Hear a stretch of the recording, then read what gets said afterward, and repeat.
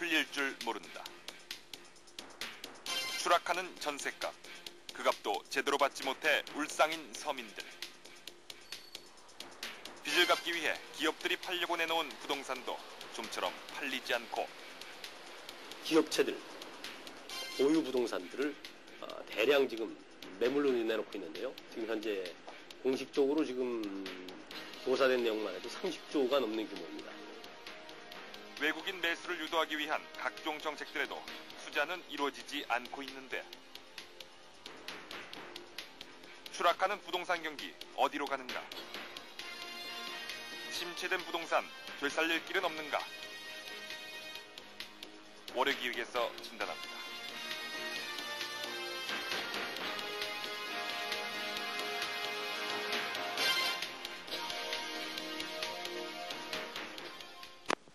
안녕하십니까, 노기원입니다. 정부의 각종 부양책에도 불구하고 부동산 경기가 꽁꽁 얼어붙어가지고 풀릴 기미를 보이지 않고 있습니다. 토지와 주택, 아파트, 상가 할 것 없이 가격이 폭락하고 있지만은 경기는, 거래는 전혀 없습니다. 우리 경제 전반이 침체되어 있으니까 부동산 경기라고 해서 달리 도리가 없겠습니다만은, 서민들은 전세금을 빼내서 이사를 가려고 해도 세입자가 없어서 발이 묶여 있는 실정입니다. 또 기업은 구조조정을 위해서 부동산을 시장에 내놔도 팔리질 않아 애를 먹고 있습니다. 정부가 부동산 경기 활성화를 위해서 여러 가지 행정 조치를 취하고는 있지만 아직 부동산 경기의 부양의 기미는 잡히지 않고 있는 것입니다. 오늘 월요기에서는 그래서 부동산 경기 현황을 진단하고 해결 방안을 모색해 보겠습니다. 오늘 나오셔서 좋은 말씀해 주실 분들은 소개해 드리겠습니다. 먼저 한양대학교 경제학부 교수 임덕호 박사 나오셨습니다. 한국부동산 컨설팅 정광영 대표이사십니다. 주택산업연구원 김우진 박사십니다. 네, 나오셔서 감사합니다. 네. 먼저 김우진 박사께서 부동산 경기 침체 현황을 좀 설명해 주실까요? 네. 최근 IMF 체제 도입으로 우리 고금리, 물가 상승 등에 따른 실질 임금은 하락되고 고실업 등등으로 인해서 주택 구매력이 아주 급감하고 있습니다. 은행 역시 BIS 기준 충족, 구조조정으로 가계자금을 대폭 축소했습니다. 그다음 주택 할부금융사 역시 자금 조달할 애로사항 때문에 또 신규 대출은 물론이고 기존의 약정 중도금을 갖다 대출해주기로 약정한 것마저 지금 현재 대출을 중단해버렸습니다. 그러다 보니까 주택 보급률이 가장 낮은 서울 한 73% 됩니다. 거기에서도 미분양률이 70%에 이르고 있습니다. 그럼 지방도시 같은 경우에는 분양이 거의 안 되고 있는 겁니다. 또 분양이 됐다 하더라도 당첨자의 해지하는 비율이 30에서 40%에 이르고 있습니다. 그 다음에 또 하나는 중도금을 갖다가 연체시키는 비율이 중도금 잔금을 70에서 80%에 이르고 있습니다. 그러다 보니까 신규 주택을 분양받아도 또 기존의 주택에 팔거나 전세가 나가야 신규 주택으로 이주를 할 것인데 시장이 마비돼 버리니까 신규 주택을 분양을 받고도 다시 거기에 입주를 못하는, 그러니까 전체 주택 시장이 지금 현재 마비가 되어 있다 하는 표현이 가장 적절할 것 같습니다. 그런 속에서 가격은 떨어지고 급매물은 나와도 움직이지가 않으니까 아주 전체 주택, 우리나라의 지금 현재 주택 시장은 마비 속에서 가격은 떨어지는 그러한 지금 국면에 있지 않나, 그렇게 지금 보고 있습니다. 주로 주택을 중심으로 해서 말씀해 주셨는데, 지금 그 기업이 구조조정을 위해서 그 부동산을 매각하려고 하고 있지 않습니까? 그런데 그 액수가 대충 뭐 한 17조 원이 된다고 그러는데, 역시 이 그 토지 매매가 안 되기 때문에 여기도 좀 잠겨 있는 거 아닙니까? 정박 어떻게 보세요? 기업 매물은 더 심각하다고 저는 보거든요. 실제적으로 그동안에 기업 매물을 내놓으면은 실제 거래를 되는 건 기업이 샀습니다. 근데 지금 현재 나오고 있는 거는 구조조정하라는 미명하에서 전부 다 동시에 팔아야 되는 그런 입장이 되니까는 실제적으로 그 감당할 수요자가 전무한 상태입니다. 뭐 어떻게 본다 그러면 외국 기업체 아니면 외국 투자 자본을 지금 바라보고 있지만 그건 상당히 요원한 얘기고요. 지금 현재 그 내놓는 상태에서 계속 그 은행에서는 지금 차입이 되지 않고 있습니다. 예. 그러니까는 뭐 일반적인 비업무용 부동산을 내놓는 상태를 떠나서 이제는 그 기업의 본사 건물도 내놓는 이런 지금 실정입니다, 지금. 그러다 보니까는 아무리 내놓더라도 아무리 금액을 내려도 살 사람이 없다 보면 금액은 떨어지고 그러다 보면은 실제 정부에서는 계속 빨리 팔아라, 구조조정 하라지만은 살 사람이 없는 상태를 지금 어떻게 하느냐 지금 하소연하는 상태고요.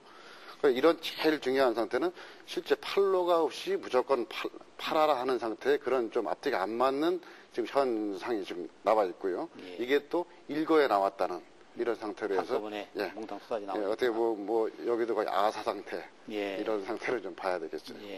그 기업 부동산의 값이 떨어진다고 하면은 결국은 그 담보력도 점점 작아지는 거 아닙니까? 약해지는 거 아닙니까? 그 이런 기업 부동산 이 전체 부동산 경기의 침체가 IMF 직전 IMF 전하고 비교했을 때 어떻게 얼마나 더 심화되어 있습니까? 이 통계 자료에 의하면요, 주택보다는 토지 쪽의 하락폭이 좀 더 크게 나타나고 있습니다. 특히 토지 같은 경우 도시 주변의 이 상업지라든가 준농림 지역의 경우에 IMF 구제금융 이전에 비교해서 약 20 내지 30% 정도 떨어진 걸로 나와 있고요.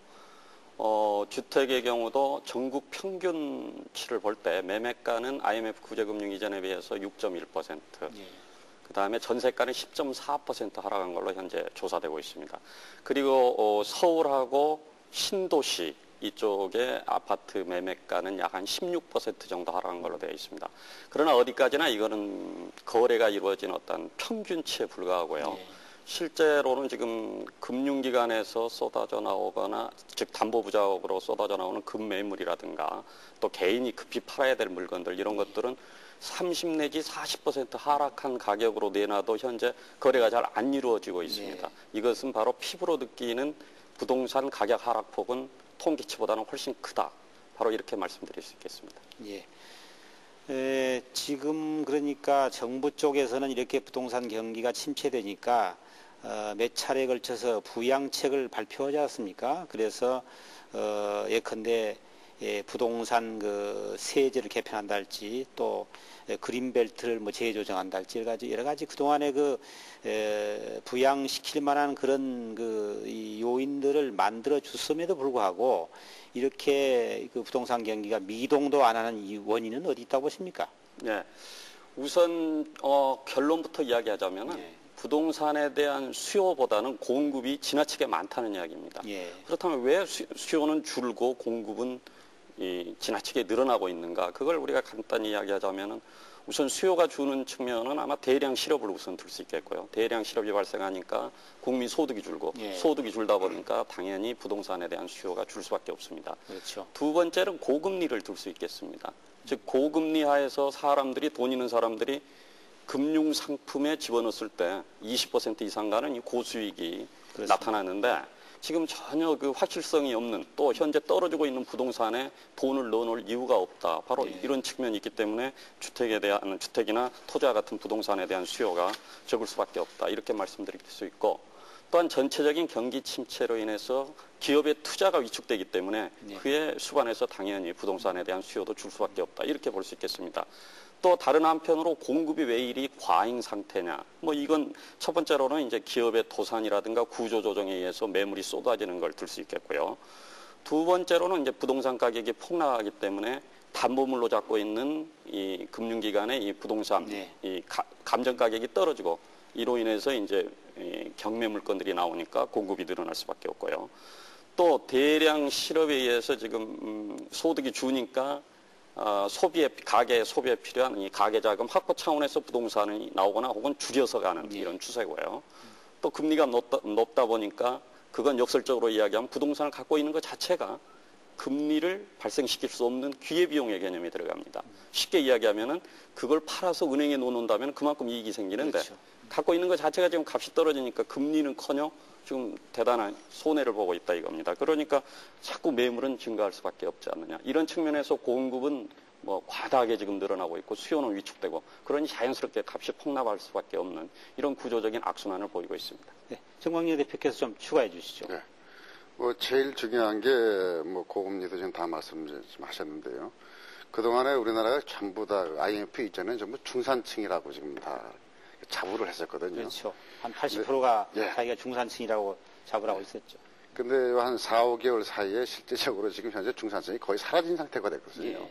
근데 부동산이 거래가 된다 그러면은 실제 구매력은 중산층에서 나옵니다. 예. 근데 그 중산층이 사라져 보니까 구매 능력이 상당히 지금 소멸된 상태고요. 어떻게 보면 좀 깊이 좀 얘기를 한다 그러면 전멸했다. 이렇게 돼서 실질적인 구매력이 제일 중요한 게 우선 빠졌고요.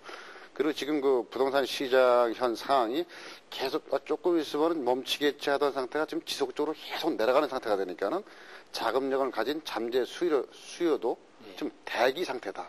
더 떨어지지 않겠는가 이런 심리적인 요인이 또 상당히 크게 지금 그 작용을 해갖고서 또 관망세로 이어지다 보니까는 악순환이 지금 계속 나가고 있고요. 그리고 또 부동산을 살 때 제일 상당 부분은 금융권에 대출을 했었습니다. 예. 근데 그 대출을 하려고 하다 보니까는 고금리에서 뭐 거의 뭐 시중금리로 따지면 2부 이상의 월 2부 이상의 그 이율을 예. 감당하지 못하는 이런 상태이기 때문에 어떻게 보면 복합적으로 예. 지금 그런 문제가 있고요. 여기 또 더 중요한 얘기는 그동안에 정부에서 어느 정도 그 진정책이 분명히 시기가 분명히 있었습니다. 근데 그 시기를 좀 늦췄다. 한 템포, 두 템포씩 늦춰서 그러니까 그 실기를 했던 상태가 예. 지금 이 상태까지 지금 몰아가지 않았는가 하는 예. 조금 지금 현재 발표되던 그 상태를 좀 몇 개씩 같이 합쳐가지고서 예. 미리 좀 던졌으면은 좀 구매력을 좀 미리 앞당길 수도 있는 그런 상태인데 지금 그런 것들도 좀 여러 가지 복합적으로 많이 좀 된 게 문제점이 좀 정부의 있습니다. 부양책이 시기를 놓쳤다고 말씀이시죠. 예. 이렇게 주택 경기 또는 그 전체적인 부동산 경기가 이렇게 침체되면은 그 경제적인 사회적 영향이 얼마나 크게 파급됩니까? 글쎄요, 지금 주택 경기 침체가 어떤 문제점을 예. 야기할 것인가. 예. 크게 세 가지로 나눌 수 있을 것입니다. 주택 건설이라고 이 공급에는 한 2년간의 격차가 있습니다. 예. 쉽게 말해서 지금 공급되는 주택들은 따지고 보면은 96년이나 97년에 이미 시작이 됐던 겁니다. 예. 그러면 지금 이 공급이 줄어들면은 99년이나 2000년도에 영향을 미칩니다. 앞으로 2, 3년 후. 그렇죠. 그때쯤 되면은 IMF도 좀 우리가 극복을 하고 네, 그렇죠. 금리도 낮춰지고 그렇다면은 다시 그때 또다시 주거 불안이 야기되지 않을까. 수요가 늘어날 경우에 예. 주택 가격이 올라가면은 전세값도 올라가게 마련입니다. 그렇죠. 그 마찬가지듯이 그러면은 2, 3년 후에 어떤 영향이 나타날 것인가. 예. 국민 주거 불안 그것도 우리가 생각해야 됩니다. 다음 하나는 이 주택 건설이라는 것이 상당히 그 노동 집약적인 산업입니다. 예. 그러니까 국민주택 10만 호 건설에는 약 20만 명의 고용 창출 효과가 있습니다. 그렇습니다. 그러면 지금과 같이 공급이 축소될 때 작년의 경우에 60만 호 정도 건설했습니다. 지금은 한 35만 호에서 40만 호, 20만 호가 떨어진다면은 주택 부분에서도 벌써 40만 명의 실업자가 발생할 수 있는 소지를 갖추고 있는 거죠. 그다음에 또 주택이라는 것이 백지라든지 이삿집이라든지 그런 아주 그 산업 연관 효과가 큽니다. 그러니까 주택 경기가 침체됨으로 해서 그러한 산업들, 이삿짐 센터가 문을 닫는다든지 백지 가구업 전부 다 이렇게 같이 연쇄 불황을 일으킵니다. 그런데 지금 이제 가장 우리가 우려해야 될 것이 지금 상황에서는 복합 불황입니다. 왜냐하면은 부동산 가격이 하락을 하다 보니까 저희 은행이라든지 이런 데서 통상 담보를 갖다가 가격의 60에서 70%를 잡고 있습니다. 그런데 임덕호 교수님께서 말씀하시지만은 벌써 20에서 30%가 떨어져 버렸습니다. 그 말은 무슨 말이냐면은 담보 가치보다 실제 더 떨어진다는 이야기죠. 앞으로 하락이 되면은. 그러면 담보 부족 현상이 발생합니다. 은행이라든지. 그럼 담보 부족 현상은 결국 부실 채권을 갖다가 증가시키고 부실 채권이 증가되면은 대출은 억제될 수밖에 없습니다. 대출이 억제되면은 기업 도산은 또 심화되고 기업 도산이 심화되면은 내수 침체를 가중시키고 그럼 내수 침체가 가중이 되면은 또 기업은 할 수 없이 또 매물을 또 증가시킬 겁니다. 그러다면 다시 가격이 폭락되는 그러한 복합 불황의 악순환에 지금은 약 20, 30% 정도면은 아직까지는 조금 크게 근접하고 있습니다만은 더 이상 가격이 떨어졌을 경우에 이러한 복합 불황을 갖다가 부동산에서부터 시작이 되지 않느냐. 그렇다면 기업의 구조조정도 문제가 발생할 뿐만 아니라 은행 역시 구조조정에도 큰 장애를 가져올 것이고 예. 그렇다면 우리가 지금 이 어려운 난국을 극복하는 데 있어가지고 여러 가지 문제점을 야기시킬 것이 아닌가. 그것이 가장 큰 지금 현 상황에서 가장 우려되는 부분입니다. 예. 임덕 교수님께서 뭐 좀 추가하실랍니까? 예, 조금 예. 우리 김우진 박사님께서 말씀하신 내용을 예. 약간 더 구체적으로 좀 보완해 보겠습니다. 우선 야기시키는 문제점으로서 우선 주택 산업 측의 어떤 붕괴 이런 측면에 대해서 먼저 말씀드리겠습니다. 경기가 침체되다 보니까 미분양이 증가하고 있는데요. 현재 약 한 9만 호 정도 미분양 상태입니다. 이걸 대충 돈으로 환산하면 약 한 4조 원 정도 현재 이 미분양된 아파트에 잠겨 있다고 보면은 아마 되겠습니다. 자, 이런 형태로 해서 건설업체들이 자금 압박을 받다 보니까 주택업자들이 도산하게 되고 이로 인해서 아까 우리 김우진 박사님 말씀하신 대로 이제 실업의 문제가 발생이 됩니다. 그런데 이 도산 실태를 보면은 이 금년 들어서 지금 IMF 구제금융 이후가 되겠습니다만 1, 4분기 동안에 약 한 150개 업체가 도산했습니다. 네, 주택건설업체가. 예. 주택건설업체 이야기입니다.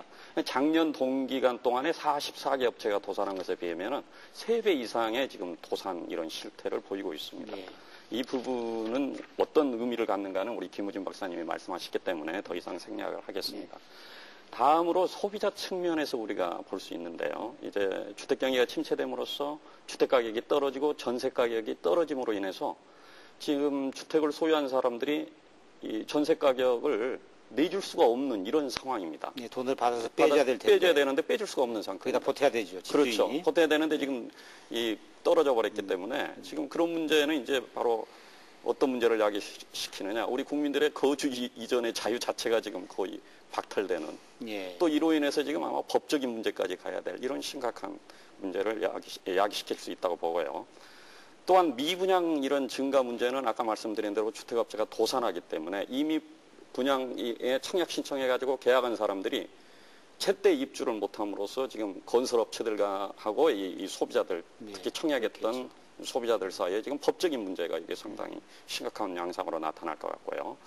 또 아까 우리 김우진 박사님 말씀하셨듯이 국가 경제 측면에서 주택 가격이 폭락하면 이게 자산 디플레 효과라는 게 나타납니다. 이거 이제 아마 매스컴에도 조금 나온 이야기지만 그 이야기는 지금 중산층들이든 자기 집이라든가 부동산을 갖고 있는 사람들이 소득이 좀 떨어졌다고 느끼기 때문에 당연히 소비가 줄고 소비가 준다는 이야기는 기업의 재고가 늘어나고 재고가 늘어난다는 이야기는 기업이 투자를 줄이고 투자 줄인다는 이야기는 고용 창출 능력이 떨어지고 다시 말하면 실업이 늘어나고 이로 인한 이 악순환이 반복되면서 국가 경제에도 커다란 장애 요인으로 작용한다. 그러니까 이렇게 말씀드리겠습니다. 부동산 경기 침체가 부동산에 미치는 머무는 게 것이 자체로만 아니고 끝나는 게 아니고 전체 국가 경제 또 사회 국민의 사회 생활 여기까지 전체 영향을 미치고 있군요. 네, 그렇습니다.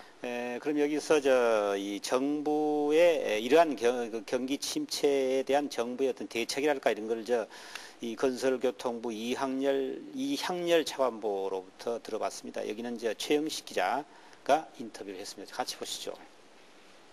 최근 전세값이 급격하게 떨어지고 전세값을 제대로 못 받는 그런 사태도 있고 그런데 이에 대한 어떤 대책이 있습니까?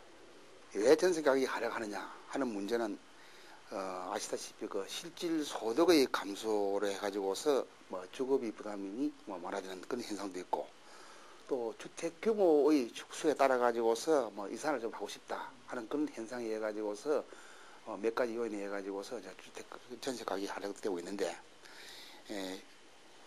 이와 같은 전세금의 분쟁이 이제 결과 나타나고 있습니다. 이 문제는 정부의 각종 주택 거래 활성화 대책으로 부동산 시장이 안정화되고 그 다음에 고금리 추세가 좀 진정되면은 자동적으로 좀 전세 가격이 안정될 것이 아닌가 이렇게 보고 있습니다.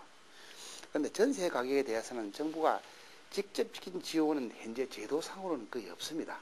다만 우리 국민주택 기금을 통해 가지고서 영세민이라든가 근로자에 대한 전세금 융자 제도가 있는데 금년대는 한 1,400억 정도가 되는데 그걸 좀 작년도에 한 1,400억 되고 98년도에는 한 1,700억 정도로 이렇게 해가지고서 영세민이라든가 근로자들에 대해서는 전세 자금을 뭐 한 700만 원 내지 1000만 원 이상 지원할 그런 계획을 갖고 있습니다.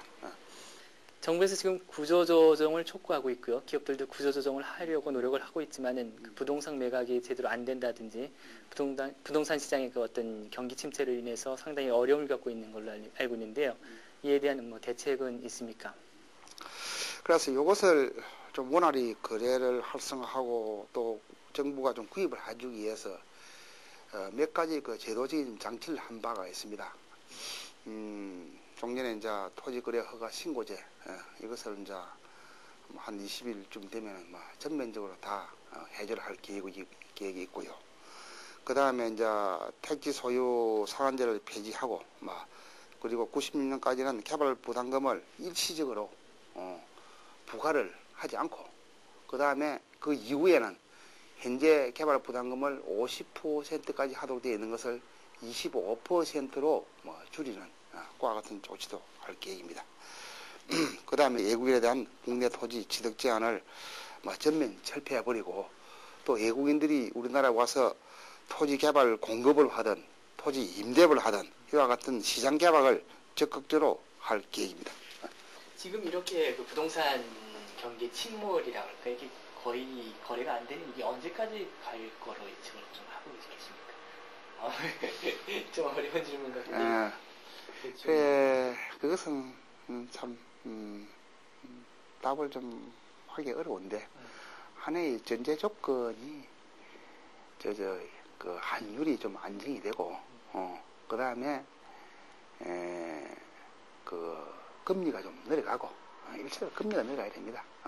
그 다음에 이제 우리 정부가 각종 그 토지 규제에 대한 제도적인 장치를 다 이렇게 완화해 준다면은 그 실제 그 시행되는 시점쯤 돼서 좀 활성화되지 않겠느냐.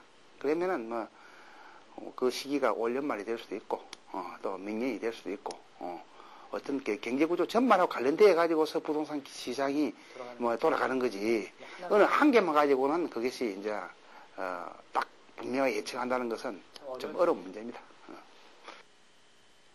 네, 건설교통부의 이향렬 차관보의 그 정부 대책 이런 걸 좀 들어보셨는데 이 차관보의 인터뷰 내용과 함께 지금까지 그 정부에서 부동산 경기 부양책을 몇 차례 발표했지 않습니까?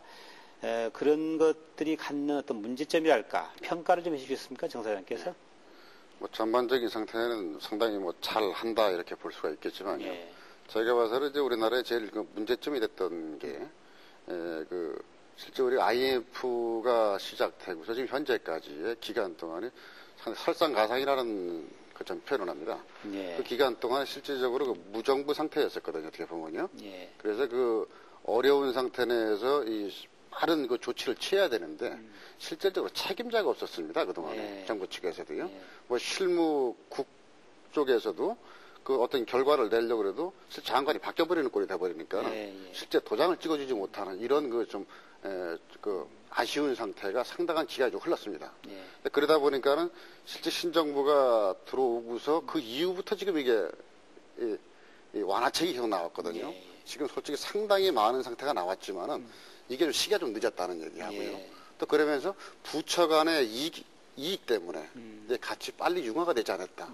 그리고 지금 현재 발표된 것도 상당 부분이 뭐냐 그러면 아직 결정이 안 난 겁니다. 예를 들어서 외국인한테 개방했다. 아직 국회 통과도 안 됐습니다.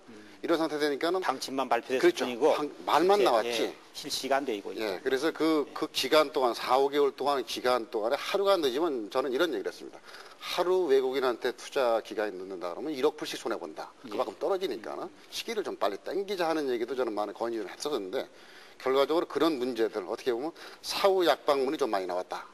두더지를 잡으려면 앞을 미리 좀 예견하고 가야 되는데 뒤를 쫓아가는 상태의 지금 현상이 좀 됐고요. 이러다 보니까는 그 전반적인 상태가 실질적으로 국민이나 기업 이한테 더 가중되는 지금 현상이 좀 나왔다 이렇게 봅니다.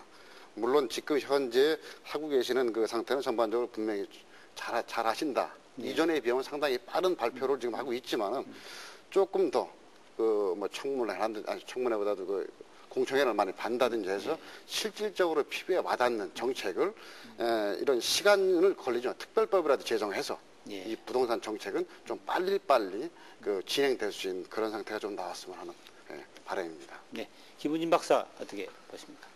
예, 근본적으로 저 부동산 시장이 우선 내수 시장이기 때문에 어떤 수요를 복돋하기 위해서는 소득이 올라가야 됩니다.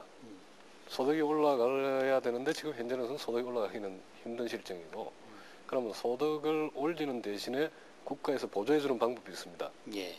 지원을 해주는 방법이 세제 금융 지원. 예. 그럼 그것도 이제 직접적인 금융 지원은 힘든 거죠. 예. 그럼 지금 현재 가장 뭐가 문제이냐? 가격이 내리는 것도 문제지만은 제가 볼 때는 거래가 안 되는 것이 가장 큰 문제입니다. 지금 우리 부동산 시장에. 예. 그러면 거래를 갖다가 제약하는 요인들이 뭐가 있느냐? 가장 대표적인 것이 제가 볼 때는 양도소득세를 들 수가 있습니다. 양도소득세는 이제 67년도에 그 투기 억제세를 해가지고 도입된 것이 도입됐는데 75년도에 그 양도소득세와 특별법인세 이래가지고 그 소득세 체계로 지금 바꿔난 거 아닙니까? 그래서 원래 도입 목적이 투기 억제를 위해서 도입이 되었습니다. 그렇죠. 또 세수도 전체 국세 총액에 비하면은 0.12% 정도 아주 미미합니다. 하지만 이 양도소득세가 거래를 갖다가 가로막는 하나의 큰 요인으로 작용하고 있습니다. 그래서 양도소득세를 갖다가 이 기회에 가감히 좀 폐지를 해야 되지 않느냐. 주택에 한해서 좀 방침이 나왔지 않습니까? 좀 그 거래 분야는 세금을 낮추고 뭐 저 보유 쪽은 또 높인다는. 그런데 이제 그 정도는 안 됩니까? 방침이 나왔는데 아까 우리 정 사장님이 말씀하셨다시피 방침은 나왔습니다. 아, 구체적으로. 하지만 이게 소득세법이라든지 조세관면 규제법이 개정이 돼야 되고, 그렇죠. 그것이 다시 또 그런 절차를 거치려면은 또 근교부만 가지고 되는 것이 아니라 재경부와 협의를 해야 되고, 그 여러 가지 프로세스를 갖다가 좀 빨리 해야 되지 않느냐 지금 시점에서. 그다음에 거래가세, 취득세라든지 등록세 그런 것을 경감을 하고, 뭐 보유가세를 올린다든지 그런 것을 세수 확보 측면에서는 다각도로 검토할 수 있을 겁니다. 그다음에 사회 행평성 측면에서는 우리 종합소득세라는 게 있습니다. 그것을 갖다가 하면은 사회 행평성 측면을 우리는 보완할 수가 있습니다. 그다음에 또 하나는 임대사업자 범위를 갖다가 지금 5호로 되어 있습니다. 사업자 등록 범위가. 그것을 2호로 갖다가 확대하는. 그래서 소액 자본가들이 주택시장이라든지 부동산 시장에 들어올 수 있게 함으로써 임대주택도 늘고 또 거래도 활성화시키고, 그러한 거래 활성화 측면에서 우리가 얼마든지 할 수 있는 제도가 있는데 그 제도가 제때 되지 않으니까 말만 무성하지 여러 가지 실행에 옮기기 위해서는 그 임대사업법이라든지 여러 가지 법이 개정이 돼야 되는데 그러한 것이 지금 현재 아직 추진되지 않고 있는 그러한 문제점을 갖다가 지금 보이고 있습니다. 그 정광영 대표이사께서도 조금 전에 그 정책의 실기를 지적해 주셨고, 또 김은진 박사께서도 결국은 저 말만 무성하고 실제로 조치가 되지 않고 있기 때문에 결국 실기라는 그 결과가 나오지 않겠습니까? 저 임 교수님께서 어떻게 추가 좀 지적하시겠습니까? 저는 조금 다른 시각에서 한번 말씀을 드려보겠습니다. 현재 그 정부가 내놓은 각종 활성화 조치들이 실제 시행이 되면은 어느 정도 효과가 있을 겁니다. 있는데 지금 현재 이 부동산 시장의 상태는 제가 보기에는 상당히 비정상적인 형태로 가고 있다. 다시 말씀드리자면은 심리적인 요인이 워낙 지금 강하게 작용하고 있기 때문에 시장 기능 자체가 지금 작동을 안 되고 있다는 이야기입니다. 이런 상태에서 지금 이 정도의 조치만 가지고는 제가 보기에는 지금과 같은 꽁꽁 얼어붙은 이런 활성화 조치를 활발히 하도록 하기는 아마 한계가 아닌가. 좀 더 센 조치가 나야 돼요. 제가 보기에는 그렇습니다. 왜냐하면 아까 그 건교부 차관보님입니까? 그분 그 대담에서도 말씀드렸지만 우리 그 대담하는 기자분께서 언제쯤 뭐 좋아지겠느냐 그랬더니 참 대답하기 어렵다. 정말 누구도 대답하기 어려울 겁니다. 특히 이제 그 과정에서 고금리하고 환율 관계를 말씀하셨는데요. 제가 보는 측면은 바로 그 측면입니다. 무슨 이야기냐면은 지금 같은 상황에서 고금리 문제가 해소되지 않고는 부동산 쪽으로 돈이 들어올 유인이 없어요. 돈이라는 건 이제 뭔가 수익 그쪽을 보고 재테크를 하게 되는데 지금 이와 같은 높은 고금리에서 부동산으로 와야 될 유인이었거든요. 불확실한 이유. 은행에다 넣어놓고 이자 따먹는 게 훨씬 그렇습니다. 낫죠. 지금 훨씬 안전하고 지금 그런 상태거든요. 그러면은 지금 고금리가 조만간에 해소될 전망이냐? 제가 보기에는 고금리가 조만간에 해결되기가 어렵다. 왜냐하면은 고금리를 이걸 낮추려고 하면은 통화가 풀려야 되고요. 통화가 풀린다는 이야기는 원화 가치가 떨어진다는 걸 의미하기 때문에 환율이 오르게 되어 있거든요. 환율의 불안 요인이 오죠. 또 하나는 통화 가치가 떨어진다는 이야기는 역설적으로 이야기하면 물가가 오른다는 이야기이기 때문에 또 물가 불안 문제가 상존하거든요. 따라서 제가 보기에 뭐 금리가 어느 정도는 안정된다 하더라도 과거처럼 뭐 14%, 13% 이런 식까지는 내려가기는 당장은 어렵다. 이런 측면으로 보면 아마 금년 말 내년 상반기까지는 어렵지 않겠느냐. 이런 상태에서 이와 같은 어떤 소극적인 형태의 수요 창출 정책 가지고는 이러한 심각한 위기 상황을 벗어나는 데는 조금 약하지 않느냐. 그럼 구체적인 어떤 그런 다른 대안이 있느냐. 쉽지 않습니다만 그 부분은 뒤에 시간이 있으면 다시 말씀드리겠습니다. 특단의 조치 같은 거는 다음 기회에 말씀하실 기회를 드리겠습니다. 그 부동산 경기 부양책이기도 하고 또 외국 자본의 그 유인 효과를 노리는 것이기도 하지만은 지금 그 부동산 경기 부양책 가운데는 외국인에 대한 그 부동산 개방, 그러니까 취득 무슨 뭐 심지어는 그 부동산 사업 같은 것도 한국에서 하게 돼 있지 않습니까? 그것이 과연 얼마나 효과를 거둘 수 있을까요? 어떻게 보면 지금 현재 상태에서 현재 외국 그러니까 달러가 없어서 지금 하는 상태니까요.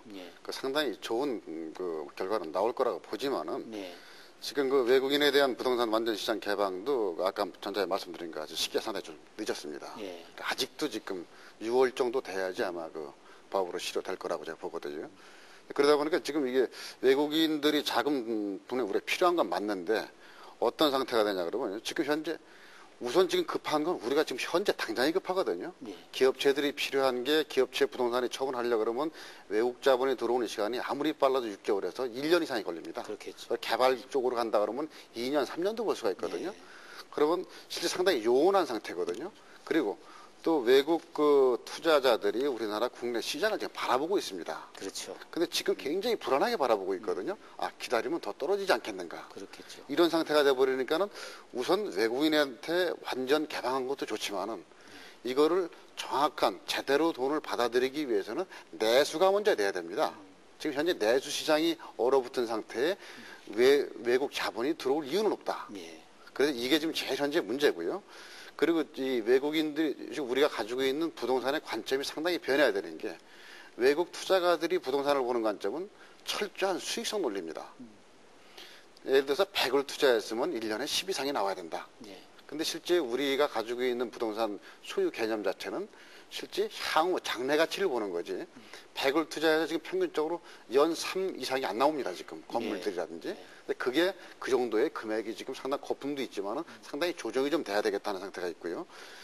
하여튼 지금 그 이런 전반적인 외국인한테 투자된 상태는 향후 몇 달 뒤에 우리가 보더라도 더 중요한 거는 내수 이 안에 부동산, 우리 부동산이 국내 부동산이 우선 거래가 되고 그래야지 부동산 금액도 안정되고 또 달러에 대한 나중에 향후에 처분을 하더라도 제대로 된 금액을 받을 수 있는 상태가 되니까요. 이쪽을 먼저 진작을 시키는 게 저는 우선이라고 보고요. 긍정적인 반응은 분명히 외국 그 자본 유치는 그 반응은 있다고 봅니다. 김은희 박사는 어떻게 보십니까? 저 거시적인 측면에서는 우리 정강용 사장님께서 쭉 말씀을 하셨는데 저는 이제 현실적인 면에서 한번 생각해 봐야 될 것이 이 부동산이라는 것은 여러 가지 법이 관련되어 있습니다. 그래서 쉽게 제가 서울에 있으면서 제주도에 좋은 부동산이 있으니 사십시오 했을 때 쉽게 살 수가 없습니다. 그럼 외국인이 우리가 개방은 했으니까 사가시오 했을 때 외국인이 쉽게 사가겠느냐. 그럼 외국인은 부동산을 살 때 어떠한 점을 보는가. 그래서 제가 그걸 한번 찾아봤습니다. 이거 외국인, 이거 미국에서 이거 살 때 보면은 아주 시청자들한테 한번 좀 보여주시죠. 땅 구입 체크리스트라고 있습니다. 그럼 이게 보면은 그 땅의 역사, 과거에 뭘 사용했는지 어떻게 됐는지 정말 작성하기도 힘들 정도의 체크리스트를 가지고 조사를 합니다.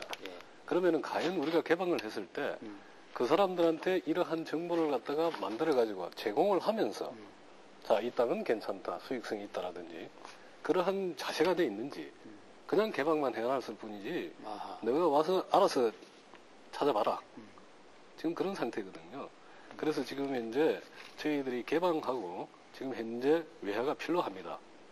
그 외화를 갖다가 가지고 오기 위해서는 최소한의 이 정도의 서비스는 완비되어 가지고 제공을 하면서 이 땅에 당신이 투자를 할 것인가 안 할 것인가 상세한 정보를 제공해주고 그렇죠. 그러한 서비스가 돼야 외국인의 개방이 되더라도 외국인이 땅을 사든지 뭐 수익성이 없다면 안 살 것이고 하지만 우리는 최소한의 서비스가 준비되지 않은 상태에서 막연하게만 개방이 되었다. 그 효과가 어떻게 나타날 것인가 그런 탁상공론에 빠질 우리가 있지 않나 뭐 그게 우려가 됩니다. 그래서 지금 가장 해야 될 것은 내가 외국인의 입장에서 땅을 살 때는 어떠한 정보를 원하는가 그렇다면은 여기서 팔라고 하는 사람은 그러한 정보를 구비하고 주는가 안 주는가 거기에부터 한번 체크를 하고 그 정보 제공의 책임은 누구에게 있을까요? 부동산 소유주한테 있습니까? 정부나 이런 대외 그 홍보 기관에 있습니까? 첫째 부동산은 외국도 마찬가지입니다. 쉽게 말해서 여러 가지 사기꾼도 많습니다. 여러 가지 또 잘못된 정보를 제공하기도 합니다. 그래서 우리가 지금 현재는 외자가 필요하기 때문에 개방을 했기 때문에 공신력이 있어야 됩니다. 이러한 체크리스트에 이러한 정보를 다 기록해가지고 주더라도 그것은 공신력을 가지고 있어야 되는 겁니다. 그렇다면은 물론 민간 기업에서 정보를 제공하지만은 그거에 대해서 확실한 정보, 정확한 정보 그것을 위해서는 아마 정부에서도 공신력을 갖다가 보증해 줄 수 있는 그런 시스템을 갖춰놔야 되지 않느냐 하는 게 저희 소견입니다. 임 교수께서 어떻게 부연하시겠습니까? 제 생각에는 그렇습니다. 뭐 어느 정도 효과는 있을지 모르지만 당장 어떤 많은 외국 자본들이 우리 국내로 들어올 올 것을 기대하기는 상당히 어렵지 않느냐. 그 이유로 첫 번째 저는 이제 환 위험을 들 수 있습니다. 다시 말하자면은 외국 투자가들이 지금 한국에서의 그 외환 위기가 완전히 끝나지 않았다. 이런 생각을 하고 있는 겁니다. 쉽게 이야기해서 지금 현재 1,300원대인데 1,300원대에 1달러를 갖고 들어와서 1,300원대 이걸 1달러를 팔아서 지금 이제 한국 돈으로 바꾸지 않겠습니까? 이걸로 투자를 하는데 몇 년 뒤에 예를 들어 투자 수익을 회수해서 나가려고 할 때 예를 들어 환율이 2,000원까지 올랐다 불안해가지고 그랬을 때는 여기서 투자 수익을 어느 정도 얻었다 하더라도 나갈 때는 2,000원을 주고 1달러를 사서 나가야 되기 때문에 대단한 손해다. 여기에 대한 지금 확신이 없다는 거 하나 말씀드리고요. 두 번째는 부동산에 대한 구입 기준이 우리하고는 상당히 다릅니다. 우리는 이제 지금 현재 구입 시가하고 향후 몇 년 지났을 때 매매가하고 비교해서 얼마가 이익인가 이걸 기준으로 해서 자꾸만 부동산을 구입하려고 하는데 외국 사람들은 그게 아니고 지금 당장 부동산을 구입해서 이걸 이용해서 다시 말하자면 임대를 해주든 아니면 생산활동을 하든 했을 때 1년에 어느 정도 소득이 나타나고 이걸 가지고 부동산의 현재 가격을 따지거든요. 저희는 지금 부동산의 현재 대단히 시가가 떨어져 있으니까 앞으로 지금 사놓으면 앞으로 대단히 올라서 이길 거다. 이걸 기대하지만 이 사람들은 대단히 경제가 지금 안정되지 않고 불안정 상태고 침체 상태에서 지금 부동산 사봐야 그로부터 얻은 소득은 상당히 낮기 때문에 대단히 우리보다는 낮게 평가하고 있다는 이야기입니다. 그러니까는 이제 들어오지 않을 거고 마지막으로 주택 부분은 우리는 지금 주택을 소유의 개념으로 생각하는데 외국 사람들은 완전히 거주의 개념으로 생각합니다. 그래서 우리는 사서 팔려고 하는데 외국 사람들은 거주의 개념으로서 설사 산다 하더라도 임대주택용으로 살 겁니다. 그런데 우리나라에서 지금 제도권 시장에서의 어떤 임대주택 문제, 대단히 임대주택 문제는 상대적으로 상당히 약한 다시 말하면 형성이 덜 된 상태이기 때문에 주택 부분도 좀 활발한 투자가 이루어지기는 어렵다. 저는 이렇게 봅니다. 지금까지 정부의 부동산 경기 부양 대책을 점검해보고 또 전망도 해보셨는데 앞으로는 과연 그러면 지금 이 정부의 부동산 대책으로는 지금 미동도 하지 않고 있지 않습니까? 그래서 이러한 정말 가사 상태 또는 침몰 상태에 빠진 우리 부동산 경기를 그런 대로 부양할 수 있는 어떤 여기 출연해 주신 선생님들의 대안이랄까요? 그런 걸 좀 먼저 말씀을 하십시다. 정 사장님부터 말씀해 예. 주시죠. 뭐 어떻게 실제적으로 주변에서 보면 좀 안 좋게 보일지도 모르겠지만요. 예. 지금 현재 그 내수 자체적으로 거래를 시킬 수 있는 방안은 하나는 분명히 있습니다. 예. 지금 그 지하 자금이라고 이제 좀 안 좋은 얘기지만요. 예. 우리 자체 지하 자금이 추산되는 게 한 100조 정도로 봅니다. 지금 현재 지하급부에 세금 안 내고. 그러니까 세금 안 내고 현금을 장 속에 넣어 있는 뭐 이자를 이제 사채를 놓는다든지 예. 이런 상태에 그 예. 좀 보이지 않는 자금이 한 100조 정도로 지금 추산이 되거든요. 예. 근데 이 자금이면 달러로 하면 600에서 한 700억 달러 정도 됩니다. 이 상당한 금액이 지금 현재는 솔직히 지하 자금으로 음성적으로 지금 된 상태를 어쨌든 간에 지금 이 부동산 경기를 돌리기 위해서는 이 자금을 양성화시킬 수 있는 상태가 나와야 되지 않겠는가. 그러다 보면은 실제 그렇게 뭐냐면 취득세, 등록세, 어떻게 보면 자금 출처라든지 그 극단적인 방안까지도 다 해소시켜 줄 수 있는 정부의 대책이 선행이 돼야지 이 돈이 나옵니다. 그리고 분명히 이 지하 자금을 지금 가지고 계신 분들이 지금 솔직히 지금 이자를 30% 40% 고금리를 받고 있지만은 실제적으로 상당히 불안해하고 있습니다. 지금 실물을 돌리기 위해서 그런 상태를 부동산으로 거래를 시키면은 어느 정도의 자금이 한 20, 30%가 나오더라도 상당한 자금이 나오거든요. 그런 상태가 우선 선행이 돼야 된다고 저는 보고요. 그런 제일 기본적인 게 세금, 전반적인 세금 문제라든지 이런 문제를 상당히 완화시켜준다는 부동산 관계 제세금을 완화시키라는 말씀이죠. 그리고 지금 건설업체들이 지금 상당히 지금 솔직히 좀 어렵게 있는 상태인데 이 상태에도 이왕에 요새 얼마 전에 발표한 게 있습니다.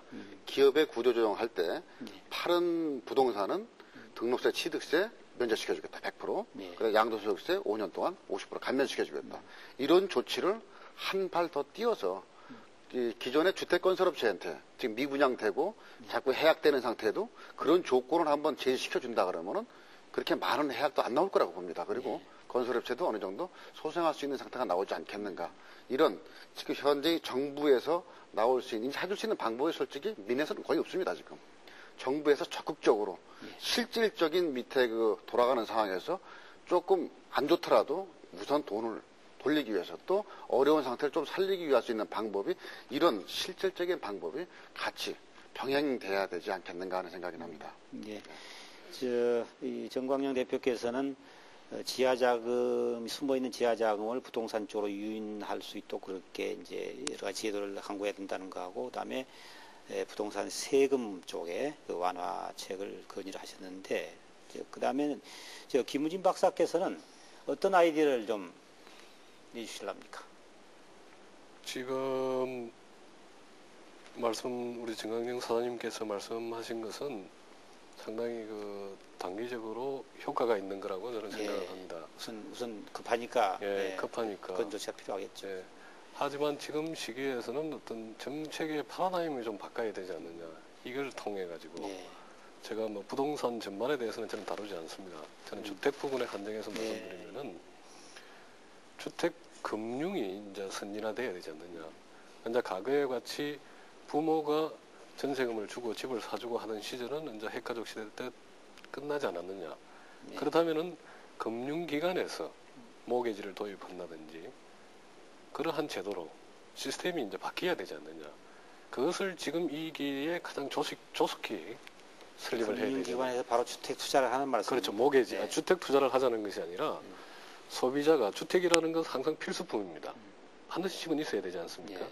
그런데 내 돈을 마련해가지고 집을 사기에는 한계를 가지고 있습니다. 그러면 그것을 갖다가 선진국에서는 그걸 모기지라고 하지 않습니까? 한 70% 내지 80%를 갖다가 대출을 받아가지고 사고 그것을 30년, 20년, 30년 동안에 갚아나가는 겁니다. 그런데 지금 우리 통계 자료를 보면은 과거에는 8년 결혼하고 8년 걸리던 집 구입까지 8년 걸리던 것이 자꾸 길어지고 있습니다. 왜냐하면 그만큼 부모로부터 돈을 주는 경우가 줄어들고 있는 거죠. 그럼 그걸 대신할 수 있는 시스템을 바꿔야 되지 않느냐. 그것이 결국은 우리가 주택 저당 채권 같은 거. 그렇다면 그것을 가지고 다시 또 유동화시켜가지고 주택 금융을 활성화시키는 그러한 정책의 파라다임을 바꿔야 되는 시점이 지금이 왔지 않았느냐 하는 게 그것이 첫 제가 제시하는 거고, 두 번째는 우리 셰이의 법칙이라고 하는 게 있습니다. 지금 수요가 얼어붙어 있기 때문에 공급이 안 되고 있습니다만은 공급을 통해서 다시 또 수요를 확정할 수 있는 방법이 있습니다. 네. 지금까지 공급됐던 성량권 같은 아파트라든지 아주 획일화되는 아파트, 그러한 양식의 주택 외에라도 아주 우리가 말하는 전원주택이라든지 아주 쾌적하고 좋은 주택. 네. 왜냐하면 저희들이 설문조사를 해보면은 고소득일수록 주거 불만이 많습니다. 주거에 대한 불만. 그러면 그 사람들이 가장 원하는 주택은 단독주택입니다. 네. 아니면 빌라 같은. 그 다음에 가장 좋은 것은 쾌적한 주거 환경입니다. 네. 그렇다면 그러한 쾌적한 주거 환경을 갖춘 주택을 공급할 수만 있다면은, 근데 지금 현재는 공급을 못하게 되어 있습니다. 왜냐하면은 분양 25 이상 사업 승인 받는 데 대해서는 분양가 규제를 받아야 됩니다. 그럼 분양가 규제 하에서는 단독주택은 수익성이 없는 겁니다. 네. 그러면 새로운 형태의 주택 단지, 신도시, 그걸 한번 생각해 볼 수 있지 않을까. 그렇다면 신도시라는 것은 제가 저번에 맥킨지 보고서를 봤습니다만은 우리가 지금 필요한 것은 이 서비스업에 대한 계획이 가장 필요하다. 그렇다면 신도시라는 것은 상업도시 성격을 가진 서비스 부분도 계획을 하면서 주거 부문에서도 새로운 형태의 주택을 제공함으로써 그 자체가 고소득층이 옮겨가고 중산층이 올라가고 그러한 어떤 거래 자체를 갖다가 활성화시킴으로 해가지고 거래가 활성화됨으로 해서 전체 주택 부문에 자금이 돌아갑니다. 그렇다면은 지금과 같은 어떤 조그만하게 짓는 아파트를 갖다가 건설할 것이 아니라 네. 가감이 상업도시의 신도시, 새로운 형태의 네. 신도시, 그를 신도시를 통해 가지고 어떤 우리 산업 구조 조정도 같이 하면서 네. 베드타운이나 공업 배후 도시가 아닌 네. 상업 도시로서 그러면서 아주 쾌적한 주거 환경을 갖춘 네. 그러한 주택을 공급을 한다면은 충분한 수요는 있다고 생각합니다. 왜냐하면은 지금 고금리 하에서 일부 상위 한 30%까지는 소득이 올라가고 있습니다. 왜냐하면 이자가 올라가기 때문에. 네. 임금은 줄어들었지만 이자 소득은 올라갔습니다. 그런 사람은 충분한 수요가 있을 수가 있습니다. 그 사람을 갖다가 그 신도시를 갖다가 유입함으로써 전체 주택 시장이 지금 현재 얼어붙은 주택 시장이 회전을 할 수 있는 그러한 것이 돼야 되지 않겠느냐 생각이 됩니다. 김우진 박사께서는 새로운 대안으로 주택 금융을 다시 이제 활성화시키고 또 장기화해서 20-30년짜리 그런 주택 금융을 만들어야 된다는 얘기고, 또 한 가지는 새로운 형태의 주택 공급을 강조를 하셨습니다. 임 교수께서는 어떤 대안을 제시하시렵니까? 네, 우선 토지하고 주택으로 나눠서 이야기해 보겠는데요. 토지 부분은 주로 이제 기업에서 건물하고 포함해서 기업에서 구조조정 과정에서 또는 도산 과정에서 쏟아져 나오는데요. 네. 그 부분의 처리는 제 생각에는 성업공사 같은 이런 국가기관에서 좀 매입을 해줘야 되지 않느냐. 예. 근데 국가기관에서 매입하려면 돈이 없기 때문에 그걸 현찰로 매입하는 게 아니고 예. 국공채를 발행해가지고 발행한 공채 채권으로 기업에 그걸 주자는 이야기죠. 매입 대금을. 예. 그러면은 기업은 이 대금을 가지고 자기가 지금 금융기관에 빚을 지고 있는데 그 채권으로 다시 금융기관에 빚을 갚자는 이야기죠. 그러면 기업의 이제 재무구조가 좋아지고, 그럼 금융기관 입장에서는 국가에서 발행하는 채권은 위험 부담이 대단히 낮게 평가되기 때문에 BIS 기준이 훨씬 높아집니다. 그래서 금융기관도 좋아지고, 그래서 3자가 다 좋아지지 않느냐 이런 생각이 하나 들고요. 다음에 주택 부분 문제는 우리 김우진 박사님 제안하시는 그 부분에 대해서 저는 전적으로 공감입니다. 또 나름대로 또 그 분야에 대해서 저도 상당 기간 좀 생각을 해왔고요. 최소한 그 정도의 어떤 충격요법이 없고는 이 지금과 같은 침체되어 있는 주택 경기를 살리기 힘들다. 무슨 이야기냐면 지금 악순환인데 많은 건설업체들이 지금 분양을 안 하는 게 오히려 이익인, 역설적으로. 이익이라는 의미가 오히려 상대적으로 덜 손해를 보는 그런 형태에 있단 말입니다. 그리고 분양한 업체는 지금 현재 돈이 잠겨 있고, 돈이 잠겨 있는 상태에서 실제로 잘못하면은 건설 현장 거의 대부분이 분양은 해놓고 지금 계약도 받아놓고 일시적으로 지금 연쇄 도산할 가능성이 상당히 커지고 그런 경우도 많습니다. 그렇습니다. 중도금 받고 1차전 중도금 받고 나중에 건설은 중단되고 그래서 그렇습니다. 입주자들이 이 대모를 하고 난리를. 근데 이 부분이 앞으로 연쇄화돼서 왜냐면은 지금 그 분양을 할 때는 주택업체들끼리 이 보증을 하게 되어 있거든요. 예. 연대 보증을 하게 되어 있는데 한쪽이 무너지면 네. 연달아 지금 도산하는 그 지경까지 그렇죠. 오면 심각하지 않느냐 그런 측면에서 제가 보기에는 이제 정부도 지금 그 부동산 활성화 대책을 내놨는데 이걸 역설적으로 이야기하면 과거에 지금 묶었던 그런 내용들을 푼다는 이야기인데 과거에 묶은 이유는 투기를 잡기 위해서 묶었고 이제 푼다는 이야기는 어떤 의미로 보면은 투기를 조장한다는 어떤 의미, 이런 의미도 될 수 있겠습니다. 예. 그 이야기는 좀 고소득층들 여유 자금을 좀 끌어들여서 이걸로 좀 활성화시켜보자. 이런 측면에서 김은희 박사님의 생각에 저는 공감합니다. 네. 예, 좋은 대안들을 내주셨습니다. 이런 대안에 대해서 정부에서 철저히 검토를 해가지고 이게 적절하게 활용을 했으면 좋겠습니다. 이제 마지막으로 정리 단계 들어가야 되겠는데요. 지금 이런 부동산 그 경기가 과연 언제쯤인가? 아까 우리 건교부 차관보는 그 예측하기 어렵다고 말씀하셨는데 그 여기 나오신 세 분들은 대충 어떻게 전망을 하시는지 그 전망을 좀 해주겠습니까? 정 사장부터 먼저. 예, 뭐 지금 말씀드린 것 같이 이거 쉬운 건 아니지만요. 예. 전제 조건을 단다 그러면요. 정부의 정책이라든지 후속 조치가 예. 정확히 맞춰서 나온다고 한다 그러면요. 적어도 금년 6월 정도까지는 어느 정도 이거 혼란 기류에서 그 부동산 가격은 정리가 된다고 저는 보거든요. 예. 그리고 이게 그 수준으로 계속해서 내년 상반기까지 정도는 그냥 하향 안정세 정도로 가지 않겠는가 일단 보고요. 그리고 내년 그 후반기부터 어느 정도 물론 크게 올라갈 이유는 없습니다. 지금 이제 부동산이 아무리 경기가 좋아졌거든요. 그래서 한 2000년대 우리 아셈이 있습니다. 그때를 기점으로 해서 상승 곡선을 타서 2002년 월드컵 정도에는 어느 정도 수준까지 되지 않겠는가 이렇게 저희 그 실무 쪽에서 이렇게 예측을 좀 하고요. 예. 하여튼 뭐 정리를 한다 그러면 어쨌든 지금 전반적인 상태는 솔직히 상당히 좀 어려운 시기다.